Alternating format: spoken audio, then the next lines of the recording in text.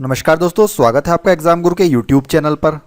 दोस्तों आज मैं आपके लिए एक बहुत ही महत्वपूर्ण वीडियो लेके आया हूं। आज मैं आपको बताऊंगा जो रेलवे की जो 2020 और 21 में जो दो बड़ी एग्ज़ाम्स होने वाली है, एनटीपीसी और ग्रुप डी का जो आपका एग्ज़ाम होने ही वाला है बहुत ही जल्दी, उसके लिए उसकी तैयारी के लिए कुछ बच्चे पूछ रहे थे कि कौन सी बुक पढ़े। तो मैं आज आपको सिर्फ 6 ऐसी पुस्तकों के नाम बताऊंगा कि अगर आपने उनको अच्छे से पढ़ लिया, बस उन 6 बुक्स को पढ़ लिया, आपने अच्छे से पढ़ लिया, जिसके अंतर्गत मैथ्स की रहेगी आपकी 2 बुक, रीजनिंग की रहेगी 1 बुक और जीके जीएस और जो करंट अफेयर्स सेक्शन है उसकी रहेगी 3 बुक। अगर आपने ये टोटल 6 बुक को अच्छे से पढ़ लिया तो यकीन मानिए आपका सिलेक्शन 100% सिलेक्शन हो जाएगा 2020-21 में जो भी एग्जाम की आप तैयारी कर रहे हैं, चाहे एनटीपीसी का एग्जाम हो या फिर ग्रुप डी का एग्जाम हो। ये पूरा हम गारंटी के साथ कह रहे हैं।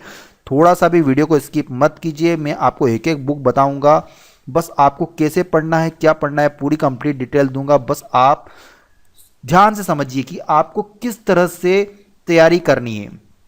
6 बुक से बाहर कुछ भी नहीं जाएगा। ये मान लीजिए कि प्री एग्जाम मेंस की भी कह रहा हूँ, मेंस की भी 70 से 80% तैयारी हो जाती है, बस 20% तैयारी आपको अलग से करनी पड़ेगी। लेकिन प्री एग्जाम आपका 100% सिलेक्शन के लिए इन बुक से बाहर कुछ नहीं जाएगा। तो चलिए वीडियो को शुरू करते हैं। देखिए होता क्या है, अक्सर जो भी बच्चे एनटीपीसी और ग्रुप डी की तैयारी कर रहे हैं, मैं आपको बताऊं कि जो 2 एग्जाम की ही तैयारी कर रहे हैं रेलवे के लिए, अभी जो करंट में चल रही है, होने वाली है, ये मान लीजिए 2 से 3 महीने में एग्जाम कम 100% आपके एग्जाम के एडमिट कार्ड आ जाएंगे। क्योंकि देखिए अभी कोरोना वायरस चल रहा है और लॉकडाउन लगा हुआ है, तो लॉकडाउन और कोरोना वायरस के कारण इतना सरकार पर प्रेशर है अभी इस बीमारी को कंट्रोल करने का कि वे अभी इस पर ध्यान नहीं दे पा रहे। लेकिन जैसे ही ये कंट्रोल में आएगा तो आपके एडमिट कार्ड आ जाएंगे। तो देखिए जो 2 एग्जाम है, एनटीपीसी और जो ग्रुप डी का जो एग्जाम है, उनके लिए जो भी बच्चे तैयारी कर रहे हैं, तो वो जब तैयारी करते हैं तो क्या होता है, आपके साथ क्या होता होगा। देखिए जनरली क्या होता है कि जब भी आप तैयारी करते हैं तो आप तैयारी कितने नंबर की करते हैं, आप सोचते हैं कि 100 में से 80 नंबर मुझे आ जाए तो मेरा सिलेक्शन हो जाएगा, तो आप तैयारी करके जाते हैं 80 नंबर की। देखिए आपके साथ होता है नहीं होता है मुझे नहीं पता, लेकिन मैं आपको बता रहा हूँ मैक्सिमम स्टूडेंट्स के साथ ऐसा ही होता है। जब भी आप किसी एग्जाम में 80 नंबर की तैयारी करके जाएंगे तो यकीन मानिए जो 10 से 15 नंबर होते हैं वो एग्जाम प्रेशर के कारण आपके क्वेश्चन गलत हो जाते हैं, मैथ्स रीजनिंग जीके के क्वेश्चन गलत हो जाते हैं और बहुत ज़्यादा प्रेशर रहता है, तो उसके कारण आपके क्वेश्चन गलत होने के कारण आपके नंबर आते हैं एग्जाम में 60-65 के समथिंग नंबर आते हैं।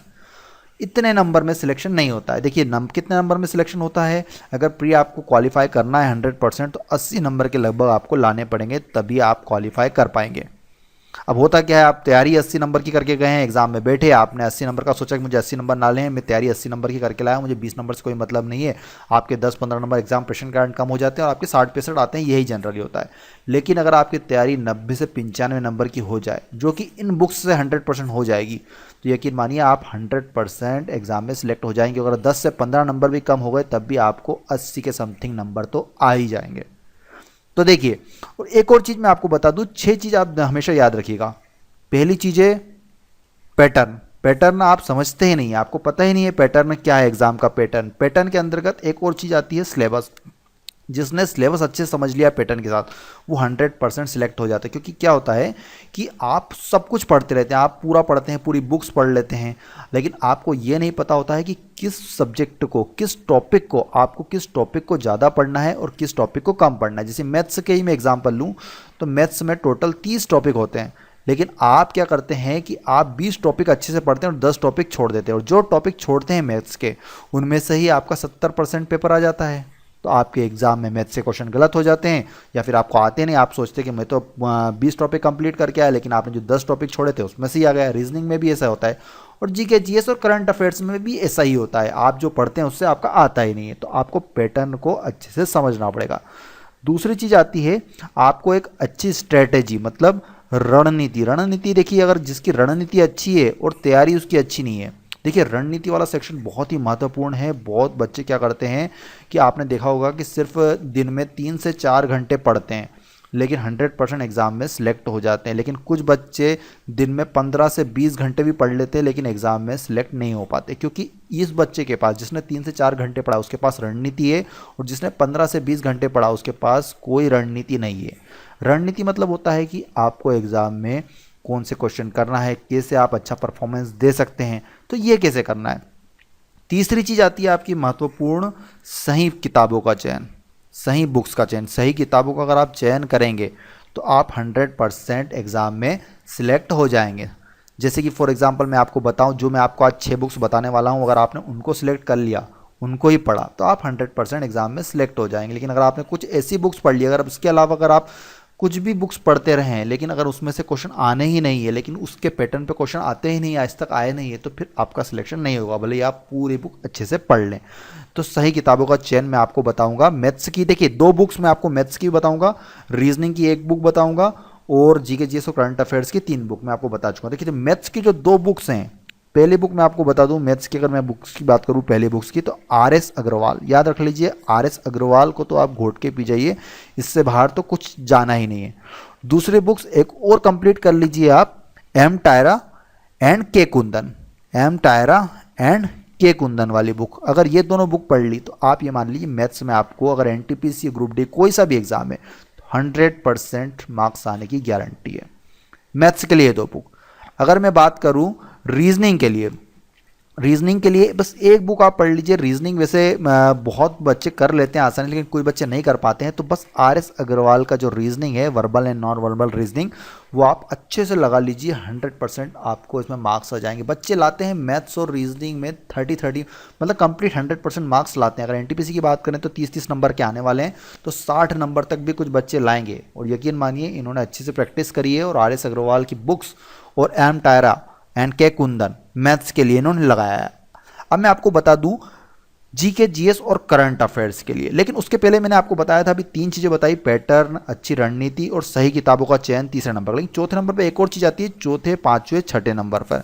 उसके पहले मैं आपको चौथे, पांचवें और छठे नंबर की चीज बता दूं। चौथे पे आता है आपका टाइम मैनेजमेंट, आपको बहुत अच्छा टाइम मैनेजमेंट करना पड़ेगा। पांचवें नंबर पर आता है आपका स्टडी मटेरियल। देखिए बुक्स की बात कर रहा था, तो बुक्स के अलावा एक स्टडी मटेरियल भी होता है। कुछ बच्चे क्या करते हैं, खुद के नोट्स बनाते, तो उनको भी आप स्टडी मटेरियल में भी मान सकते हैं और खुद के नोट्स भी कंप्लीट करिए साथ साथ। तो अगर आपने इतनी चीज़ कर ली, 6 चीज़ें कर ली, तो आप 100% सिलेक्ट हो जाएंगे। अब मैं आपको बता दूं कि जो जीके जीएस और करंट अफेयर्स जो सबसे महत्वपूर्ण और मैक्सिमम बच्चे इसमें क्वालिफाई भी नहीं कर पाते हैं, उसकी तैयारी आपको कैसे करनी है और किन बुक से करनी है, इनके लिए 3 बुक्स, वो कौन सी बुक्स हैं। देखिए तो आपको कुछ बुक्स के नाम तो पता होंगे, 100% आप उनको पढ़ भी रहे होंगे, लेकिन मैं आपको बता दूं कि उन बुक्स को आपको और अच्छे से पढ़ना है। पहले नंबर पर आती है ल्यूसेंट वाली। ल्यूसेंट की आप जीके वाली बुक जितनी भी अच्छे से पढ़ पाएँ, जितने भी डेप्थ में पढ़ पाएँ, 100% पढ़ लें, प्री आपका 100% निकल जाएगा। अगर इतने में आप सेटिस्फाई नहीं हो रहे हैं तो आप आ जाइए स्पीडी पर। स्पीडी रेलवे के लिए खासकर बनाई गई है। रेलवे की कोई सी भी एग्ज़ाम हो, चाहे वो एनटीपीसी का एग्ज़ाम हो, ग्रुप डी का एग्ज़ाम हो, 100% स्पीडी आपको सफलता दिलाएगी। और तीसरे नंबर पर आती है बुक करंट अफेयर्स के लिए रामबाण होती है। आपको कहीं नहीं जाना है, आपको कितने भी 10 सोर्स 15 सोर्स नहीं पढ़ना है, आपको सिर्फ कौन सी बुक उठानी है, प्रतियोगिता दर्पण। अगर मंथली पढ़ते हैं आप तो बहुत ही अच्छा है, नहीं तो इसका ईयरली एडिशन भी आता है, वो आप पढ़ लीजिए, आपका सिलेक्शन 100% एग्ज़ाम में हो जाएगा। देखिए होता क्या है, एग्ज़ाम में हम सभी बुक्स तो अच्छे से पढ़ के जाते हैं, लेकिन हमारे पास नहीं होती है एक स्ट्रेटजी, मतलब एक अच्छी रणनीति। अगर इतनी बुक्स पढ़ के जा रहे हैं आप, मैथ्स की 2 बुक, रीजनिंग की 1 बुक और जीके जीएस और करंट अफेयर्स की इतनी बुक, और आपके पास रणनीति नहीं है, तो आप हो गए एग्ज़ाम में जीरो। मतलब कोई मतलब नहीं है फिर आपका, क्योंकि आपको पता ही नहीं है कि आपको पहले कौन सा क्वेश्चन करना है, बाद में कौन सा क्वेश्चन करना है। आपके पास स्ट्रेटेजी अच्छी होनी चाहिए। स्ट्रेटेजी कैसे बनती है, देखिए स्ट्रेटेजी बनाने का सबसे बढ़िया तरीका है प्रैक्टिस। अगर आप मॉक टेस्ट की डेली प्रैक्टिस करते हैं तो आप 100% आपको समझ में जाएगा कि किन क्वेश्चन को आपको पहले सॉल्व करना है, किन को बाद में सॉल्व करना है। तो दोस्तों आज मैंने आपको रेलवे, एनटीपीसी और ग्रुप डी के लिए बुक्स बताई हैं। वीडियो पसंद आया तो लाइक ज़रूर कीजिए। लाइक, जो भी बच्चे एग्ज़ाम गुरु चैनल्स पे डेली विजिट करते हैं, हमको मानते हैं, तो आप लाइक ज़रूर कीजिए और शेयर ज़्यादा से ज़्यादा कीजिए। जितना ज़्यादा आप शेयर करेंगे उतना ही जल्दी मैं आपके लिए इस तरह के वीडियो, इस तरह की मोटिवेशनल और इन्फॉर्मेटिव वीडियो जिनसे आपको अच्छी जानकारियाँ मिल सके, लाता रहूँगा। लाइक और शेयर सभी को करना है। और अगर आपका कुछ भी डाउट है, किसी भी टॉपिक पे अगर आप और जानकारी प्राप्त करना चाहते हैं, तो कमेंट बॉक्स में हमको वो पूछ सकते हैं, तो हम उसके लिए भी डेडिकेट वीडियो बना देंगे। वीडियो देखने के लिए बहुत बहुत धन्यवाद। लाइक और शेयर जरूर कीजिए। जय हिंद, जय भारत।